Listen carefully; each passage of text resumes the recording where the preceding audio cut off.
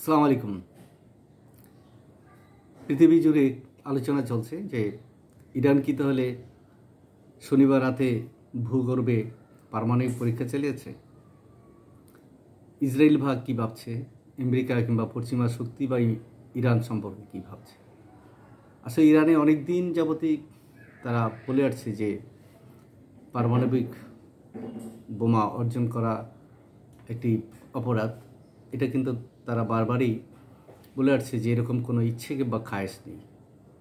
তো তারপরেও Iran Israel যে একটি দ্বন্দ্ব এবং ইরানের সাথে পশ্চিমা বিশ্বের যে দ্বন্দ্ব, সেখানে ইরানের স্বাধীনতা সার্বভৌমত্ব রক্ষার ব্যাপারে আবার ইরান বলছে আমাদের যা যা করণীয় সেটি আমরা করব। আর সম্প্রতি গাজাকে কেন্দ্র করে ইরান যে তার প্রক্সি বাহিনী তৈরি করেছে, সেখানে হামাসের সাথে যুদ্ধ হয়েছে এবং গাজাকে ধ্বংসস্তূপে পরিণত করেছে। প্রায় 41,000-এর উপরে মানুষকে হত্যা করেছে। লেবাননে ভীষণ ক্ষতিগ্রস্ত করেছে, সেখানেও কয়েক হাজার মানুষকে হত্যা করেছে। তারপর হিজবুল্লাহর যে নেতা হাসান নাসরুল্লাহ তাকে হত্যা করেছে। ইসমাইল হানিয়া যে হামাসের নেতা, তাকে ইরানের ভিতরে হত্যা করেছে। এছাড়া অনেক গুপ্ত হত্যা হয়েছে। সেগুলির ব্যাপারে ইরান সবসময় ইসরায়েলের উপরে খুব ক্ষুব্ধ এবং ইসরায়েলও কখনই যে ইরান পারমাণবিক অস্ত্রের মালিক হইতে কখনোই চায়নি। এবং এখনও যে 1 অক্টোবর যে প্রায় 180টি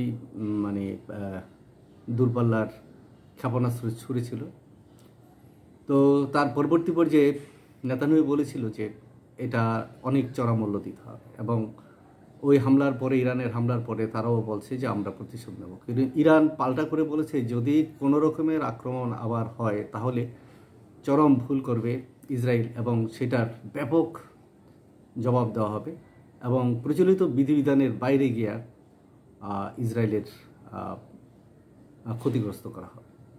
তার মধ্যে যে 5 অক্টোবর শনিবার রাতে 10:45 দেখা যায় যে ইরানে একটা ভূকম্পন হয় এবং সেটা দেখা যাচ্ছে যে মাটির গভীরে প্রায় 10 কিলোমিটার নিচ থেকে এই কম্পনটা হয় এবং তার কিছুক্ষণ পরেই ইসরায়েলও হয়। তখন এটা সবার মধ্যে টনক নড়ে যায়। তাহলে ইরান কি পারমাণবিক পরীক্ষা চালালো?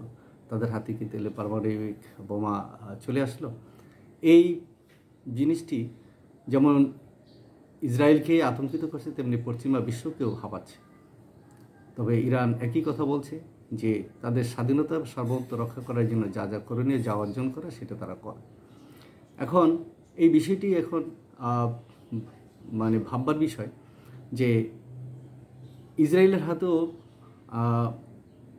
অনেক পারমাণবিক বোমা আছে। এটা কিন্তু যদিও তারা প্রকাশ্যে স্বীকার করেনি, কিন্তু বিভিন্ন মিডিয়া, বিভিন্ন সূত্র থেকেই জানা যায় যে ইসরায়েলের হাতে বেশ কিছু পারমাণবিক বোমা আছে।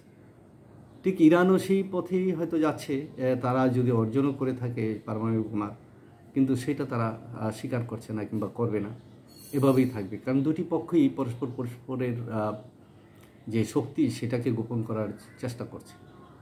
তবে স্যাটেলাইটের মাধ্যমে অনেক কিছুই আবিষ্কার করা যায় এবং হয়ে যায়। তো তারপরেও এটা নিয়ে ব্যাপক বিচার বিশ্লেষণ হবে। বিচার বিশ্লেষণ হওয়ার পর হয়তো জানা যাবে।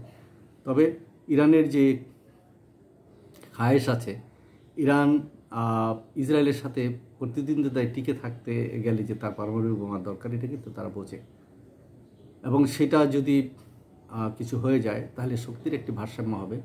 কারণ ইসরায়েল তখন কথায় কথায় ইরানের উপর আর ওইভাবে আক্রমণ করা, ছোড়াগুপ্ত হামলা করা, তাদের সায়েন্টিস্টকে হত্যা করা, তাদের রাজনীতি দরকার সেনাবাহিনীর লোকজনকে হত্যা করা, কিংবা রাজনীতিক নেতাদের হত্যা করা, কিংবা ইরানের যে সমস্ত প্রক্সি যোদ্ধারা আছে তাদের বিরুদ্ধে হঠাৎ করেই আক্রমণ করা, এই কাজগুলো হয়তো বন্ধ হয়ে যাবে। আর সেই সাথে সাথে যে ফিলিস্তিনের যে মুক্তি, ফিলিস্তিনের যে স্বাধীনতা, সেটার বিষয়েও হয়তো বিশ্ব জনমত একটু নড়েচড়ে পড়বে। বিশ্বের মোড়ল যে রাষ্ট্রগুলো আছে তারা হয়তো ভাববে যে এখন ইরান যেহেতু পারমাণবিক শক্তির অধিকার হয়ে গেছে, তাই বিষয়টা পারমাণবিক যুদ্ধে জড়াক এটা তারা কেউ চাবেন না।